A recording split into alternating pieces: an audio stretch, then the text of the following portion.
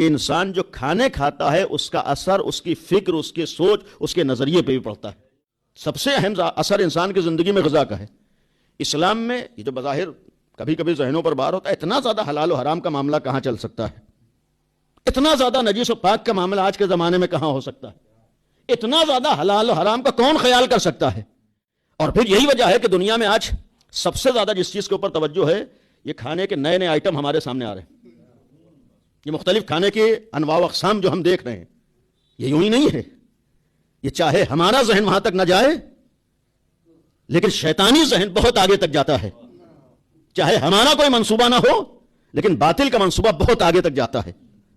چاہے ہم دائرے اسلام میں آنے کے بعد اسلامی تعلیمات کی روشنی میں اپنے مستقبل کی فکر نہ کر رہے ہوں، لیکن آج ہمارا دشمن ضرور ہمارے مستقبل کے لیے پلاننگ کر رہا ہے۔ یہ جو نئے نئے غذائیں آج آ رہی ہیں، ہم سوچتے ہیں کہ اب یہ نئے نئے آئٹم آ رہے ہیں، نئے نئے کھانے آ رہے ہیں، اور آج بچوں کو بھی آپ دیکھیے گھروں کے کھانے نہیں پسند ہوتے ہیں، باہر کے کھانے پسند ہوتے ہیں۔ آپ گھر میں اچھے سے اچھا پکا دیے، آج آپ کا بچہ نہیں کھائے گا، باہر کے غذاؤں پر بہرحال وہ کس مزے سے، مختلف چیزیں ہیں اس میں، کس شوق سے کھاتا ہے، اور ہم خوش ہو جاتے ہیں۔ آج کا زمانہ ترقی کا زمانہ ہے، اور یہ ہم نے تو غذائیں دیکھی بھی نہیں تھیں جو آج ہمارے بچے کھا رہے ہیں۔ یہ غذائیں جو نئی نئی آ رہی ہیں، یہ آ نہیں رہی ہیں، بلکہ اگر اسلامی تعلیمات کو دیکھیں، یہ غذائیں لائی جا رہی ہیں۔ ہمیں چاہے یقین نہ ہو اسلامی تعلیمات کے اوپر، لیکن اسلام کے دشمن کو ضرور یقین ہے اسلامی تعلیمات کے اوپر، لہذا اس نے اسلام کو نقصان پہنچانے کے لیے اسلامی تعلیمات کو نگاہوں میں رکھا ہے۔ جن چیزوں کے اوپر 1400 سال سے اسلام کہہ رہا ہے اور آج ہم عمل کرنے پہ تیار نہیں ہیں، وہی کام آج دشمن کر رہا ہے۔ اس کا ایک نمونہ میں آپ کے سامنے عرض کروں۔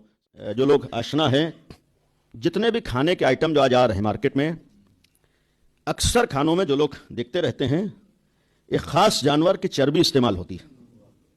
سوال یہ ہے کہ کیا دنیا میں یہی جانور پایا جاتا ہے؟ اس کے علاوہ جبکہ جانوروں کے اعتبار سے ہر ملک میں، دوسرے ملکوں میں بھی جائیے، مختلف جانور ہیں جو استعمال ہوتے ہیں، لیکن یہ مخصوص جانور ہی کیوں، اسی کی چربی کیوں استعمال ہوتی ہے؟ اگر ہم اسلامی تعلیمات کو دیکھیں، اسلام نے 1400 سال پہلے کہا تھا کہ بعض غذائیں خالی جسم پر اثر انداز نہیں ہوتی، بلکہ ہر غذا کہوں، ہر غذا کا اثر خالی جسم پہ نہیں ہوتا ہے۔ ہم یہ نہ سوچے جو ہم کھانا کھا رہے ہیں اس کا اثر خالی ہمارے جسم پہ پڑ رہا ہے۔ آج تو تحقیقات سے ثابت ہوا ہے، تو 14 سال اسلام کہہ رہا ہے، لیکن آج لوگوں کے سمجھ میں آیا، ثابت ہوا ہے کہ انسان جو کھانے کھاتا ہے اس کا اثر اس کی فکر، اس کی سوچ، اس کے نظریے پہ بھی پڑتا ہے۔ یعنی جو انسان کھاتا ہے اس کا اثر اس کی فکر اور اس کے سوچ، اس کے نظریے پر پڑتا ہے۔ مثلا اسلام نے اس مخصوص جانور کے لیے کہا کہ اس کا ایک اثر یہ ہے کہ اگر آدمی کھائے گا تو اس کے اندر بے غیرتی اور بے حیائی پیدا ہوگی۔ ہے اسلام میں اس سے بے غیرتی اور بے حیائی انسان کے مزاج میں آئے گی۔ کوئی بعید نہیں ہے آج اس مخصوص جانور کی چربی استعمال کرنے کا ایک سبب یہ بھی ہو کہ اب انہیں ہم سے آ کر کچھ کہنے کی ضرورت نہیں ہے۔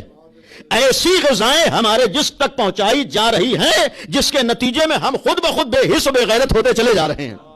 بہرحال سخت جملہ ہے، لیکن ایک حقیقت، آج ہمارے ہاں ہمارے اوپر کسی چیز کا اثر نہیں ہوتا۔ بے حیائی ہے، بے غیرتی ہے، بے حسی ہے، یعنی بہت سی چیزیں ہمارے سامنے ہیں لیکن ہم ماننے پہ تیار نہیں۔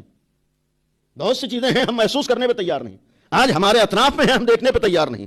دیکھنے میں بہرحال ایک اہم چیز ہے، تب بھی ہم توجہ دینے پہ تیار نہیں۔ مثلا آج ہماری بے حسی کا ایک مظاہرہ اپنے بچوں کے سلسلے میں، یعنی احساس نہ ہونا۔ آج کم از کم دنیا کے ہر انسان کو اتنا احساس ضرور ہوا ہے کہ اپنے بچوں کو پڑھانا چاہیے۔ یقیناً لازم ہے، آج ان زمانے کی ضرورت ہے کہ ہمارے بچے پڑھیں۔ آج لازم ہے کہ ہمارے بچے تعلیم یافتہ ہوں، اور بالخصوص جس دین نے دین والا ہونے کے لیے شرط لگائی ہو، کسی مذہب و دین میں شرط نہیں لگائی گئی ہے کہ تمہارے لیے تعلیم یافتہ ہونا ضروری ہے۔ یہ تنہا اسلام ہے جو شرط لگا رہا ہے۔ طلب العلم فریضۃ علی کل مسلم و مسلمہ، اس کا مطلب ہے کہ اگر مسلمان عورت مرد بننا ہے تو تمہیں تعلیم یافتہ ہونا ضروری ہے۔ یعنی کسی مذہب میں بعنوان مذہب تاکید